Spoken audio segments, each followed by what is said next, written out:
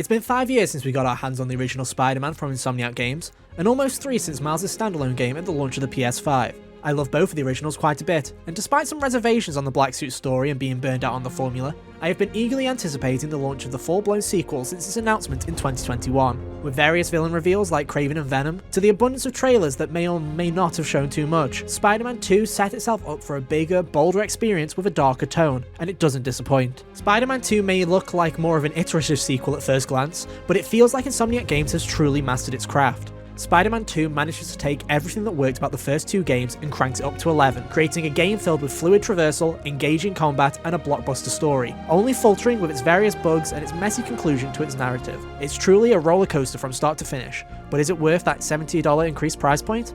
Let's find out. Set 10 months after the events of Miles Morales, Spider-Man 2 picks up with Pete struggling to find work and pay off Aunt May's debts, while Miles is struggling to get into college. You know, just normal Spider-Man things. After an epic battle with Sandman results in Pete losing his job, his childhood friend Harry Osborn finally returns. Seemingly cured from his illness, he has started the Emily May Foundation and asks Pete to join him on his pursuit to change the world for the better. There's only one small problem: Kraven the Hunter has made New York his new hunting grounds. From here the story goes down various paths, with Kraven hunting down foes one by one and the symbiote coming into play down the line. And that's just the main story. From the return of friendly faces to the appearance of new villains like Mysterio, there's some equally awesome moments to be found in the many side quests the game has to offer. That's one of my favourite things about Spider-Man 2. It really values your time. Over the course of my 25-hour playthrough, there was rarely a moment or story beat that fell flat for me. Well, bar the end of the story. I honestly found the whole scenario with the Black Suit and Venom to be underwhelming as a whole. Venom shows up rather late in the story, and even though I liked the twist that they took on the character, what's done narratively feels rushed, and I feel like it doesn't really fit the character. It's clear they were trying to match the stakes of the first installment, but I feel a more personal and grounded conclusion would have suited the characters and story better. Besides this small gripe though, there's plenty to love with the characters and story, with Kraven being a standout villain who is probably one of the strongest antagonists the series has had to date. Insomniac has nailed the balance between the significance of Miles and Peter during the story, and the secondary narrative between Miles and Martin Lee is possibly my favourite continued storyline the series has offered. Side content is just as engaging as the main story, and it creates a great back and forth that simultaneously keeps you engaged while also developing new and returning characters at the same time. From Mysterio struggling with his Mysteriums going rogue, to a cult uprising and the introduction of Yuri's Wraith, there are plenty of additional villains to discover. Match this with the return of smaller requests from the friendly neighbourhood Spider-Man app, and Miles helping his fellow students at Brooklyn Visions, and there are plenty of side narratives to discover that all feel worthwhile. Bases return in the form of blinds and nests, some require a stealthy approach, while others require you to defeat waves of enemies for a certain period of time, and they're both quite engaging. There is also the return of collectibles, which require a bit more effort this time. Spider butts ping to reveal their location, which requires some acrobatic maneuvers to collect, and hunter drones require you to web ring through an obstacle course to download missing persons data. They are all a ton of fun and provide a lot of variety to the overall gameplay loop. Speaking of gameplay, there have been a variety of additional mechanics added to give both combat and traversal a new lick of paint, one of which being those web wings. With a push of the triangle button, you can now easily glide and maintain momentum over large distances. I originally thought this would limit my use of the regular web swinging, but the real fun of traversal in this game is how seamless both modes of transport are, and how fun they are to interchange between and use. Air tunnels and vents found throughout New York also help to keep your momentum high at all times, and the sheer speed you now have while traversing the open world makes the original look archaic by comparison. Add a few more tricks like catapulting from the ground, boosts in midair, and additional movement animations, and you have one of my favourite modes of transportation ever found in a video game. But what's the point of all that speed if we didn't have more of a map to zoom through? Well, Spider-Man 2 had you covered by almost doubling its map size, and in both Queens and Brooklyn, the lower buildings and parks add a great sense of variety to the map design overall, and it really puts those new web wings to work. That, and the addition of iconic areas like Coney Island, make for an amazing expansion to what was already an incredibly fun map to explore. The same care has been put into the combat, with each spider having 2 sets of unique abilities on cooldowns and an ultimate move, similar to the mechanics seen in Miles Morales. Miles keeps his set of abilities from a standalone adventure and obtains an additional set of blue electricity abilities that are really fun to use. From pulling enemies in to dropping in from above, they provide a lot of additional options, and his ultimate explosion move is a joy to use. Peter has 2 new movesets this time around, his Iron Spider arms and his symbiote abilities. Peter's extra arms can do some serious damage if upgraded, but feel weak when compared to Miles' alternate moveset. On the other hand, his symbiote abilities are crazy, from punching people from far away to turning into a pile of goo and charging into into enemies, there's plenty of fun to be had with this more brutal moveset. There are plenty of surprises to be found in Peter's combat,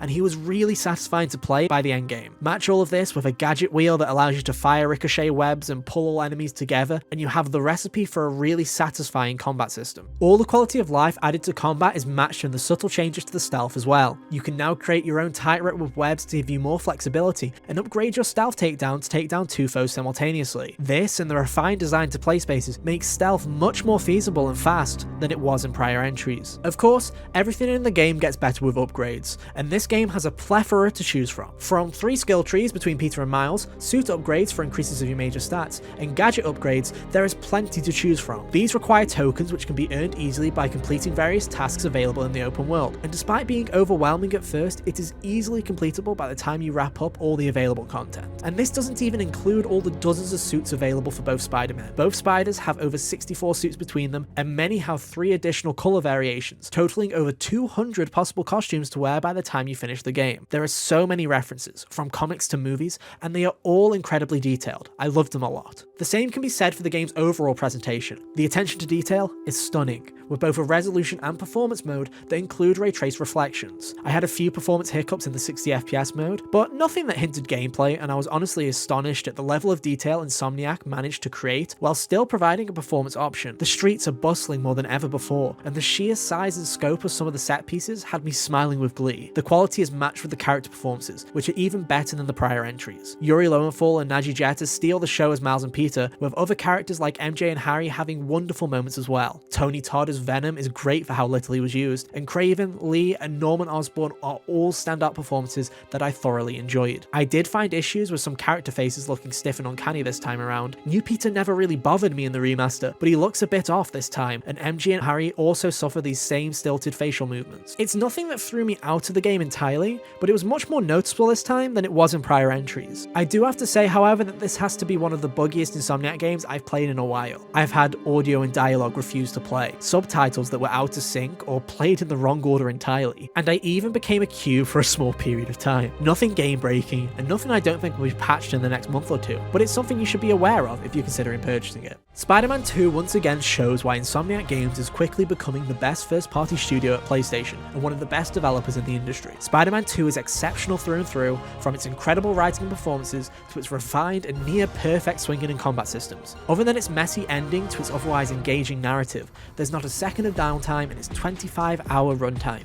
It's filled with quests and collectibles that all manage to feel impactful, and it all culminates together to create what I believe is not only the best Spider-Man game to have ever been created, but the best superhero game of all time. Despite my reservations on the game's ending, Spider-Man 2 is still a must-play for PlayStation 5 owners. If you're a fan of the original 2 games and are ready for a step up in every conceivable way, I cannot recommend this game enough. Insomniac Games has become a beacon of hope in what seems to be an internal games-as-a-service obsession for PlayStation. With 4 titles already under their belt this generation, and another already announced, I feel like many other studios at Sony should take note. Insomniac are on fire at the moment, and have back-to-back created 2 of my favourite titles of the generation so far, and I personally cannot wait to see what's next for the Spiders, the Lombax, and even that short guy with claws.